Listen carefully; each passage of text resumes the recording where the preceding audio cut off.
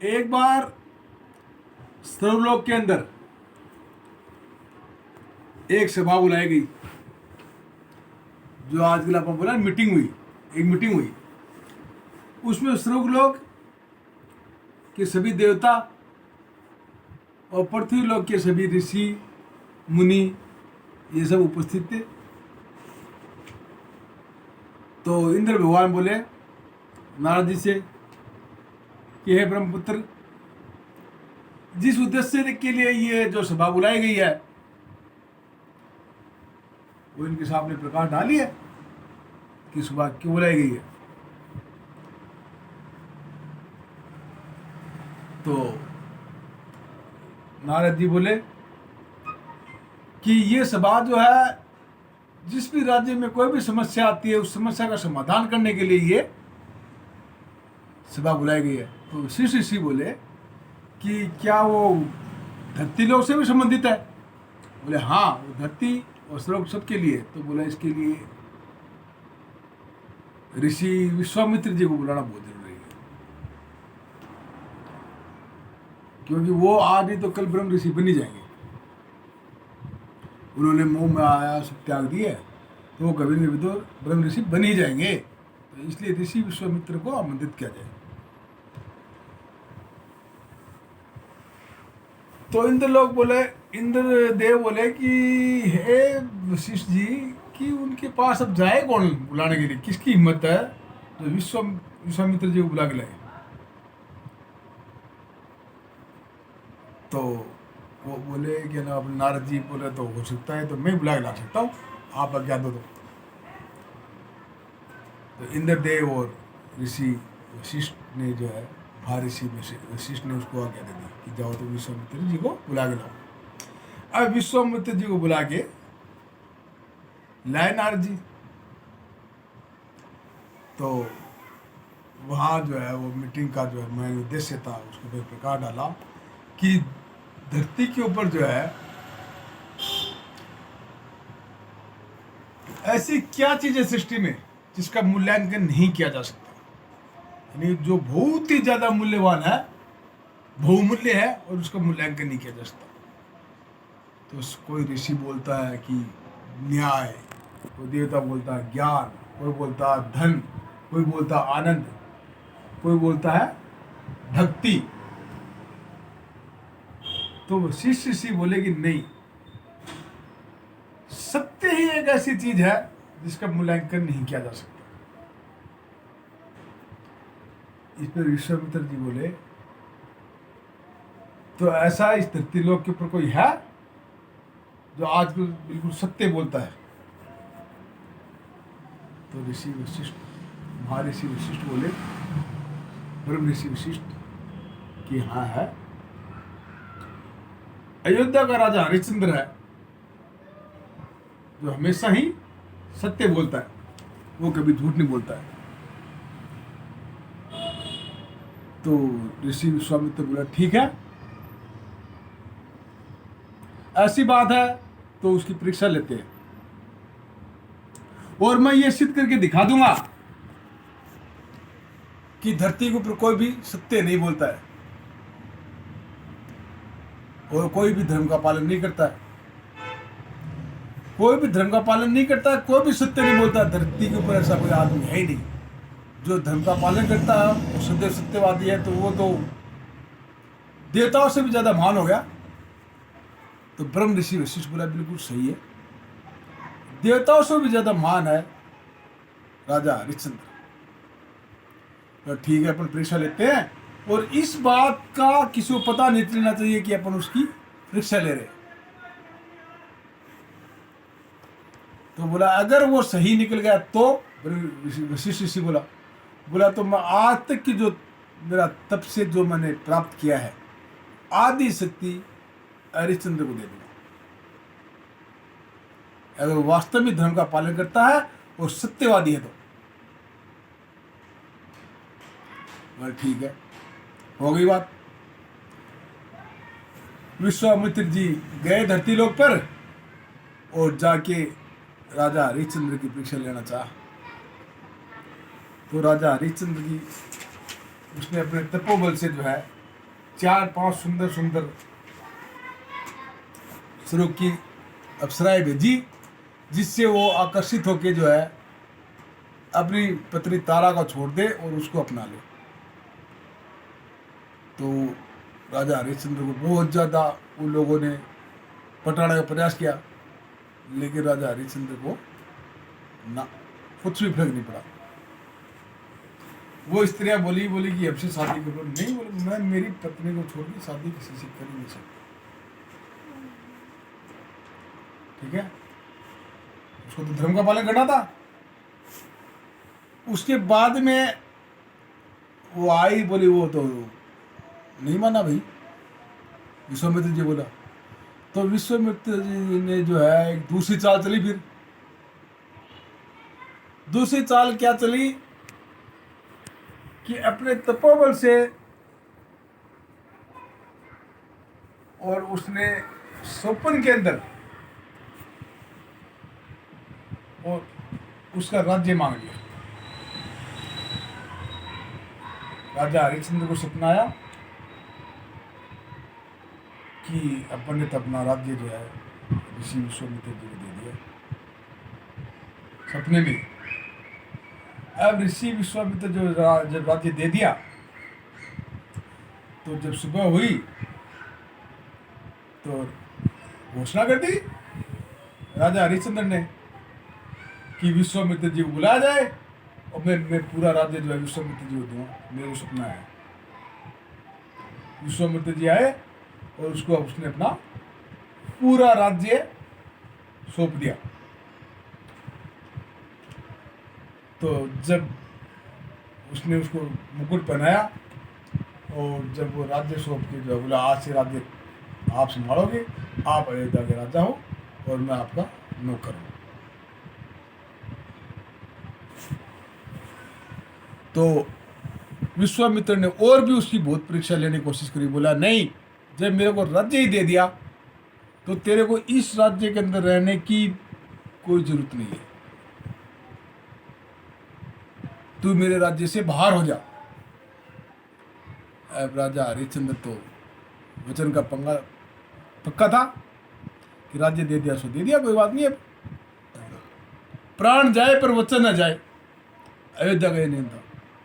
तो उसने अपने वचन को निभाने के लिए और अपने धर्म को निभाने के लिए जो है वो राज्य भी छोड़ दिया।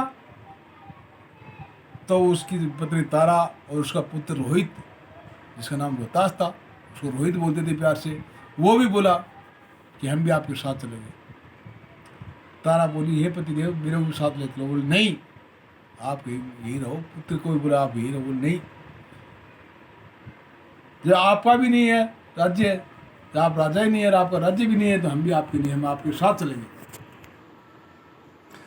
तो उसका पुत्र रोहित और उसकी पत्नी तारा जब उसके साथ जाने लगी, तो विश्वामित्र बोले, राजा जा कहा रहा है, ये जो राज वस्त्र है जो तने धारण कर रखा, ये उतार। अब पिता, पुत्र और पत्नी तीनों ने मिलके जो है वो सारे वस्त्र त्याग लिया और साधारण वस्त्र पहन दिए। अब जैसे ही वो जाने लगे तो तारा के गले में वो मंगलसूत्र था। बोले मंगलसूत्र भी उतारो। वो बोलेगी, ये ऋषि ये तो छोड़ दे। और नहीं, ये भी जो है इस राज्य की संपत्ति है, मंगलसूत्र भी नहीं छोड़ना है। तो उसने बेचारी ने मंगलसूत्र भी उतार के और एक धागा लगा लिया, उस गले में डाल लिया और साथ चल दिए भाई। तो बोला, ये तो आपने राज्य तो जो दिया था वो तो दान में दिया है, अब मेरे को गुरु दक्षिणा चाहिए। तो राजा विश्वामित्र ने, राजा हरिश्चंद्र बोला कि गुरु मैं गुरु दक्षिणा कहाँ से दूं? गुरु जी मैं तो सब कुछ आपको दे दिया। बोले मेरे को नहीं पता, मेरे को 1000 स्वर्ण मुद्रा थी। अब उसने सोची, अब मना तो कर नहीं सकते, ठीक है, आपको 1,000 स्वर्ण मुद्राएं देंगे, मेरे को 1 महीने का टाइम दो। ठीक है, आपको 1 महीने का टाइम दिया और आप 1,000 स्वर्ण मुद्राएं मिल जाएंगी। अब हरिश्चंद्र ने, रोहित ने और उसकी पत्नी तारा ने, तीनों ने जाके जो है काशी गए और काशी जाके बहुत मेहनत करी। तू भी सुन ले, तीनों को घर से बाहर निकाल दिया ऋषि ने और तीनों ने जाके बहुत मेहनत करी। और तारा जो है अपना काम करने लगी, पुत्र अपना काम करने लग गया। वो सब कोई लकड़ी काट रहा है, कोई किसी चज्जे बाठे पर काम कर रहा है, कोई कहीं काम कर रहा है, कोई राजमिस्त्री का काम कर रहा है, कोई मजदूर का काम कर रहा है। तो सोचा कि ऐसे तो जो है 1,000 स्वर्ण मुद्राएं मिलेंगी और 1 महीने का टाइम निकल जाएगा। अब क्या करें? अगर नहीं दी तो बात झूठी पड़ जाएगी। झूठी तो गिरनी नहीं थी, तो बोला क्या करे? तो उसकी पत्नी बोली कि आप ऐसे करो कि मेरे को भरे चौक के अंदर लेके चलो और मेरे को बेच दो। राजा हरिश्चंद्र बोला नहीं, मैं आपको बेच नहीं सकता। बोले नहीं, आपको बेचना ही पड़ेगा, नहीं तो आपकी वचन झूठे पड़ जाएगी। अब राजा जो उसको चौक में ले गया और ले जाके बोला ये पत्नी बिकाऊ है भाई, जिसको चाहिए वो ले लो। तो आए, कोई बोला कि 100 स्वर्ण मुद्राएं, कोई बोला 110, 130, 140, 150, 160। ऐसे एक पंडित जी ने उसकी 400 स्वर्ण मुद्राएं लगा दी। और 400 बोले 1, 402, 403 और 400 स्वर्ण मुद्राओं में तारा को पंडित जी के हवाला कर दिया। उसको जरूरत थी। उसकी पत्नी सारा दिन पंडित जी को बोलती थी कि मेरे लिए कोई दासी नहीं है, कोई दासी नहीं है, कोई बर्तन साफ करने वाले नहीं है, कोई झाड़ू पोछा करने वाले नहीं है, कोई रोटी बनाने वाले नहीं है, मेरे को दासी चाहिए। अब हरिश्चंद्र ने तारा को जो पंडित जी के हवाले कर दिया। पंडित जी ने जो अपना पकड़ा बाढ़ और तारा को ले चला। बेटा रोहित देख रहा था कि मम्मी की बात पकड़ी, हिस्ट्री ले जा रहा। वो चिल्लाने लगा, बोले मम्मी मम्मी मम्मी, मैं भी आपके साथ जाऊंगा। तो पंडित जी ने सोचा कि अपने कोई संतान नहीं है, चल इसको भी ले चलते हैं, ये भी अपनी पूजा पाजा के लिए फूल वगैरह ले आएगा। तो उसकी भी बोली लगनी शुरू होगी। कोई बोला 10 स्वर्ण मुद्राएं, कोई बोला 20 स्वर्ण मुद्राएं, कोई 30। पंडित जी ने उसकी भी 100 स्वर्ण मुद्राएं लगा दी। तो 400 स्वर्ण मुद्राएं तो हो गई उसके पास में तारा की, और 100 स्वर्ण मुद्राएं हो गई रोहित की। 500 स्वर्ण मुद्राएं जो है हरिश्चंद्र के पास हो गई। और रोहित को और तारा को पंडित जी के हवाले कर दिया। अब खुद खड़ा हो गया, बोला भाई मैं भी बिकाऊ हूं, क्योंकि किसी को पता था नहीं कि ये राजा हरिश्चंद्र है। तो सब लोगों ने उसकी बोली लगानी शुरू कर दी। तो एक जो है शमशान में कोई लकड़ी काटने का, मुर्दे मारते जलाने का ऐसा काम करता था, लकड़हारा। उसने उसकी जो है 500 स्वर्ण मुद्राएं लगा दी। बोले ये तो आदमी तो हट्टा कट्टा नौजवान है। बोले 500 स्वर्ण मुद्राएं। अब 400 स्वर्ण मुद्राएं होगी तारा की, 100 होगी रोहित की, 500 होगी राजा की, हरिश्चंद्र की। और हरिश्चंद्र ने 1000 स्वर्ण मुद्राएं इकट्ठी करी और विश्वामित्र जी दे दिया। बोले लो जी, आपका कर्जा माफ हो गया, मैंने आपको दक्षिणा दे दी, मेरा कर्जा माफ हो गया। अब जो है हरिश्चंद्र अपना लकड़ी काटता है, वो उसकी पंतानी की जो है सेवा पानी करती है, कभी पैर दाबती है, कभी रोटी बनाती है, कभी जो है उसका झाड़ू पोछा, कभी कुछ। और वो रोहित जो है वो पंडित जी के लिए पुष्प वगैरह, फूल, उसके पूजा का सामान वगैरह ला के देता था। तो एक दिन जो है वो बोला पंडित जी, बोला रोहित तू सारा दिन यहाँ बैठा रहता है, तो जा पुष्प तोड़ के ले गया पूजा के लिए। अब वो जंगल में पुष्प तोड़ने के लिए गया तो वहां जंगल में उसको सांप ने काट लिया। सांप ने काट लिया तो रोहित काफी देर तक तो चिल्लाया चिल्लाया कि सांप ने काट लिया, सांप ने काट लिया। उसके बाद में इधर से कोई जा रहा था तो पता चला कि इस बच्चे को तो सांप ने काट रखा। तो उसने पूछा कि बच्चा कौन है तुम? बोला ऐसे ऐसे मेरी माँ है, वो पंडित जी घर पे दासी का काम करती है, आप उस माँ को बता दो। वो पंडित जी घर गया, वो बोला जी पंडित जी आपके यहाँ तो दासी काम करती है, उसका बेटा रोहित जो है वहाँ जंगल में पड़ा, उसने सांप को काट लिया, सांप ने काट लिया उसको। तो तारा बोली कि स्वामी आज्ञा हो तो मैं जाऊं? नहीं नहीं, काट लिया तो काट लेने दे, कहीं नहीं जाना। और बेचारे दोबारा काम के लगी, जान नहीं दिया। बोला मेरा बेटा है, उसको सांप ने काट लिया, मर जाएगा। नहीं नहीं, मर जाने दे, मरेगा तो 400 स्वर्ण मुद्रा दे के लाया हूँ, 400, ये नहीं जाना है, भग जाएगी तो 100 स्वर्ण मुद्रा है तो वो चलेगी, और 400 चल जाएगी, कहीं नहीं जाना है। अब रात हो गई, पंडित जी सो गए। जब जो है वो तारा जंगल में गई और देखा तो वो पुत्र तो खत्म। अब रात को जब अंधेरा हो गया, सोचा अब क्या करें, रोहित तो खत्म हो गया। उसने रोहित को उठाया कि उठा के लेके चलते हैं शमशान घाट के पास में, इसको जलाने की कोशिश करते हैं, कोई व्यवस्था बढ़ जाए तो शमशान घाट के पास में जाके वो रोने लग गई। जब एक स्त्री की रोने की आवाज आई तो हरिश्चंद्र ने सोचा कि इतनी रात को स्त्री की रोने की आवाज, वो भी शमशान भूमि में।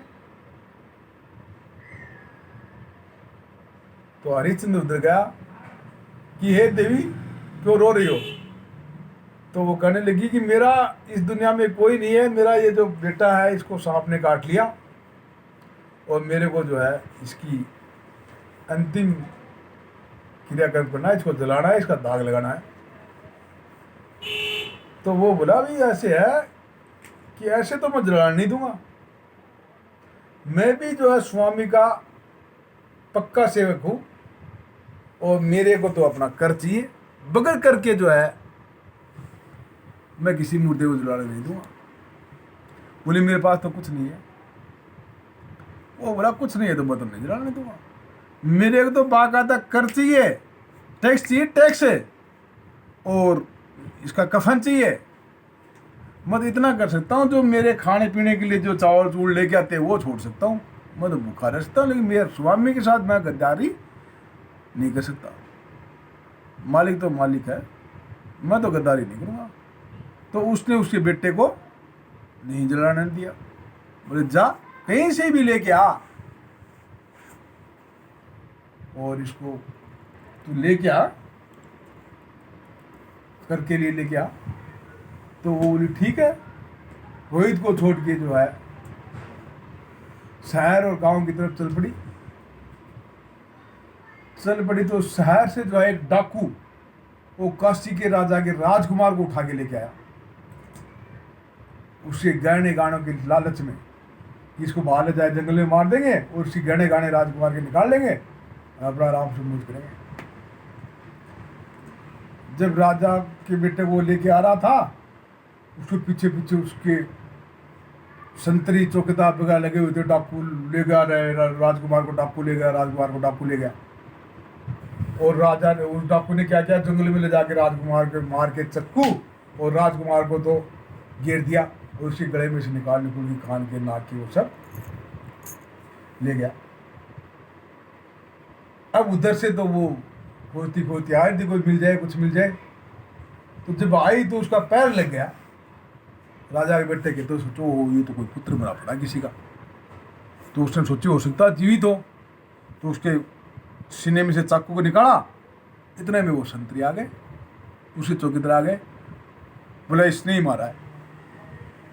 अब उसने जो है रोहित की माँ को जो है चौकीदार ने पकड़ा और काशी के राजा के पास में ले गया। बोले यही है राजकुमार की हत्यारी, इसने जो है पैसे की लालच में जो है मार दिया राजकुमार को, इसको कड़ी से कड़ी सजा दी जाए। अब वो गिड़गिड़ाई रोई, बोली महाराज मैंने नहीं मारा, मैंने नहीं मारा, किसी और ने मारा, मैंने तो, मेरे तो पैर लग गया था ऐसे, मैंने देखा किसी का बेटा पड़ा, चक्कू निकाला, बोला नहीं तो नहीं मारा है। तो राजा ने उसको सजा सुनाई कि जाओ इसकी जिंदा का जो है वो गर्दन उड़ा दो, शमशान भूमि में ले जाओ। अब शमशान भूमि में जब लेके गए तो हरिश्चंद्र बुलाए, इसका गर्दन काटो, राजा को हुक्म हुआ। संतरी बोले। अब हरिश्चंद्र ने सोचा कि भाई ये अपनी पत्नी है, इसकी गर्दन कैसे काटूं? भगवान भी कैसी परीक्षा ले रहा है, एक तरफ तो गर्दन काटनी है पत्नी की और एक तरफ पुत्र का जो है दाह संस्कार करना है। तो हरिश्चंद्र बोला नहीं, ये हत्यारी नहीं हो सकती। राजा का हुक्म हुआ इसकी गर्दन काटनी है। अब उसको तो धर्म का पालन करना था, बोला ठीक है, राजा का हुक्म हुआ तो गर्दन काटेंगे। अब जैसे ही उसने वो अपना सिर काटने वाला औजार उठाया और वैसे ही तारा का जैसे ही वो सिर काटना शुरू किया तो उस हथियार का जो है वो माला बढ़ गई, फूलों की माला, और तारा के गले में जो है माला आ गई। और ऋषि विश्वामित्र साक्षात जो है दर्शन दिया और शंकर भगवान और पार्वती ने दर्शन दिए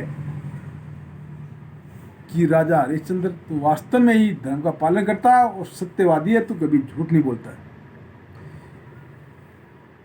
बोल तारा, तेरे को क्या चाहिए, तेरी क्या इच्छा है?